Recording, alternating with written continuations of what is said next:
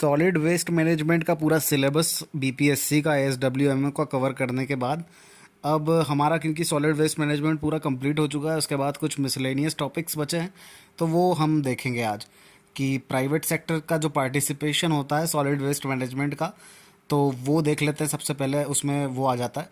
तो private sector participation in solid waste management, PPP models बोलते हैं इसको। तो इसको आप ऐसे समझ सकते हैं कि PPP typically involves a contract between a public sector authority and a private party. तो पब्लिक सेक्टर अथॉरिटी और प्राइवेट पार्टी के बीच का जो कॉन्ट्रैक्ट होता है वो पीपीपी मॉडल होता है, और in which a private party provides a public service और project and assumes sustainable financial technical and operations risk in the project. तो कोई भी प्रोजेक्ट रहता है उसमें जो आपकी प्राइवेट पार्टी रहती है वो पब्लिक सर्विस या पब्लिक सर्विस का जो प्रोजेक्ट वगैरह रहता है वो कंप्लीट करके देती है और पब्लिक सर्विस प्रोवाइड करती है, और उसके सारे फाइनेंशियल टेक्निकल और जो ऑपरेशनल रिस्क रहते हैं वो सारे भी वो प्राइवेट पार्टी ही देखती है।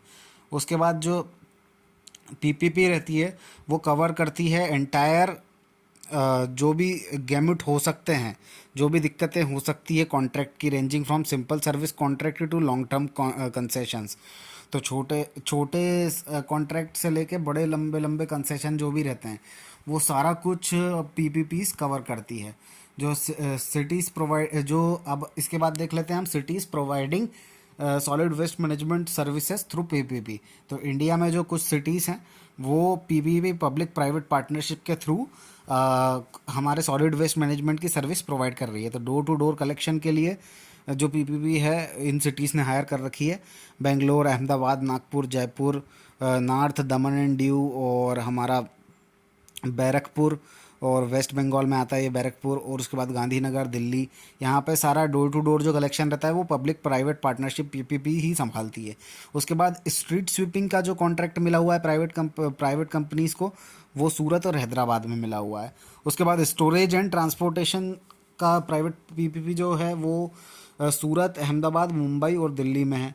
उसके बाद ट्रीटमेंट और डिस्पोजल के लिए जो प्राइवेट कंपनीज़ को कॉन्ट्रैक्ट दिया है वो दिल्ली, बेंगलोर, कोयम्बटूर, कलकत्ता, चेन्नई, अहमदाबाद और चेन्नई में दिया हुआ है। उसके बाद integrated municipal solid waste management, जो कंप्लीट वैल्यू चेन, मतलब कंप्लीट शुरू से कलेक्शन से लेकर डिस्पोजल तक की। तो ये दो सिटीज़ हैं, गुवाहाटी और हैदराबाद। इन दो सिटीज़ में दिया हुआ है पब्लिक प्राइवेट पार्टनरशिप को। उसके बाद देख लेते हैं जो पीपी प्रोजेक्ट जो होता है हमारा, वो डेवलपमेंट प्रोजेक्ट, उसकी प्रोसेस क्या होती है, उसकी लाइफ साइकिल कैसी होती है। तो अब इसमें हम कुछ स्टेज देख लेते हैं। तो स्टेज 1 में आता है प्रोजेक्ट इनिशिएशन एंड असेसमेंट। तो जैसा नाम से समझ में आता है यहाँ पे प्रोजेक्ट की शुरुआत होती है। तो सबसे पहले इसमें आप देख लेते हैं सूटेबिलिटी देख लेते हैं प्रोजेक्ट को कि सूटेबल है या नहीं है पीपीपी के रूट के हिसाब से। उसके बाद उसको प्रॉपर एनालाइज किया जाता है, और जो भी आपका ऑब्जेक्टिव है, जो भी आपके रिजल्ट चाहिए प्रोजेक्ट को कंप्लीट करने के लिए, उसको उसको उसको कंसीडर करते हैं कि वो अचीव हो पाएगा या नहीं हो पाएगा। फिर स्टेज 2 होती है pre feasibility analysis. Pre feasibility analysis में क्या होता है, this involves a quick assessment of the commercial feasibility of undertaking the project. जो भी कमर्शियल फिजिबिलिटी होती है प्रोजेक्ट की, जो भी पैसे से रिलेटेड चीज़ें होती है, जैसे एस्टिमेशन हो गया, कैपिटल एक्सपेंडिचर हो गया, ऑपरेटिंग और रिकरिंग एक्सपेंसेस हो गए, और रेवेन्यू स्ट्रीम, आप पैसा कमाएंगे कैसे वहाँ से। प्राइवेट कंपनी है तो वो पैसा कमाने पे भी फोकस करेगी। तो वो पूरे ओवरऑल उसका प्री फिजिबिलिटी एनालिसिस करते हैं स्टेज 2 में। उसके बाद स्टेज 3 में आता है प्रीलिमिनरी प्रोजेक्ट स्ट्रक्चरिंग। इसमें स्ट्रक्चरिंग करते हैं। तो किस तरीके से, allocation of roles and responsibilities in the project to different stakeholders in a manner that the risks are assigned to entities best suited to manage them। तो इसमें क्या करते हैं, जो भी रोल्स और रिस्पॉन्सिबिलिटीज़ होती है अलग अलग लोगों की, प्रोजेक्ट में इन्वॉल्व अलग अलग जो स्टेक होल्डर्स होते हैं उनको उनकी रिस्पॉन्सिबिलिटी एलोकेट कर दी जाती है, ताकि जो रिस्क रहे वो हमारा कम हो जाए, और एक प्रॉपर बेस्ट सूटेड मैनेजमेंट हो सके। उसके बाद स्टेज 4 में क्या करते हैं, डिटेल्ड प्रोजेक्ट प्रिपरेशन की जाती है तैयार। If more information on technical cost of commercial aspects is necessary then detailed project report may be prepared. तो डिटेल्ड प्रोजेक्ट रिपोर्ट कब प्रिपेयर करते हैं, अगर आपको ज़्यादा इन्फॉर्मेशन और चाहिए टेक्निकल, आपको कॉस्ट से रिलेटेड और टेक्निकल इन्फॉर्मेशन चाहिए, आपको कमर्शियल एस्पेक्ट से रिलेटेड और भी दूसरी ज़रूरी जानकारी चाहिए, तो आपको डिटेल्ड प्रोजेक्ट जो रहेगा उसको बनाना पड़ेगा। उसके बाद स्टेज 5 जो रहती है उसमें बिड प्रोसेस मैनेजमेंट होता है। This include preparation of bid document, preparation of expression of interest, EOI बनाते हैं। मतलब बिड प्रोसेस मैनेजमेंट में क्या क्या होता है, जो बिड डॉक्यूमेंट्स होते हैं, मतलब बिड मतलब बोली लगाना, तो बिड डॉक्यूमेंट जो होते हैं वो बनाए जाते हैं। उसके बाद जो आपके एक्सप्रेशन ऑफ इंटरेस्ट होते हैं उसको प्रिपेयर किया जाता है, ईओआई एक डॉक्यूमेंट होता है। उसके बाद आपका आरटीक्यू जो होता है, रिक्वेस्ट फॉर क्वालिफिकेशन, आरएफक्यू, उसको तैयार किया जाता है। आरएसपी तैयार किया जाता है, request for proposal, invitation of bid, ITB को तैयार किया जाता है। Bid evaluation and preparation of draft concession agreement, तो ये सारी चीज़ें बिड प्रोसेस मैनेजमेंट के अंदर स्टेज 5 में आ जाती है। उसके बाद स्टेज 6 में प्रोजेक्ट कंस्ट्रक्शन एंड मॉनिटरिंग होती है। वंस प्रोजेक्ट कंस्ट्रक्शन बिगिंस, एक बार प्रोजेक्ट कंस्ट्रक्शन चालू हो जाता है तो it should be monitored on pre agreed parameters, जो भी आपने पहले जो भी अपने पैरामीटर्स तय किए हैं उसके हिसाब से उसको मॉनिटर किया जाता है और रेगुलर इंटरवल पे करते हैं इसकी monitoring. Corrective actions may be necessary to ensure that the project will be completed with agreed time and cost. हालांकि अगर प्री एग्रीमेंट पैरामीटर्स तो होते हैं, लेकिन फिर अगर आपको टाइम से समझौता करना पड़ रहा है, कॉस्ट से समझौता करना है, तो आपको अगर करेक्टिव एक्शन कुछ लेना पड़ रहा है और आपको कुछ प्रोसेस में थोड़े बहुत चेंजेस करना है, तो वो अगर वो ज़रूरी हैं तो उसको आप प्रोजेक्ट की अच्छाई के लिए आप उन सारी चीज़ों को चेंज कर सकते हैं, छोटे मोटी बातों को। उसके बाद आ जाती है अपनी stage 7, commencement of operation and monitoring of contract. तो this marks the completion of construction phase. तो मतलब मतलब जब पूरा कंस्ट्रक्शन फेज कंप्लीट हो जाता है तो उसके बाद जो रहता है, the project is now available for delivering the service for which it was intended. तो अब सर्विस का काम चालू हो जाता है, तो अब पूरा ऑपरेशन वगैरह अब इसका चालू हो जाएगा, आपका जो भी ज़रूरत थी वो सारा कुछ हो चुका है। तो स्टेज 7 में कमेंसमेंट किया जाता है।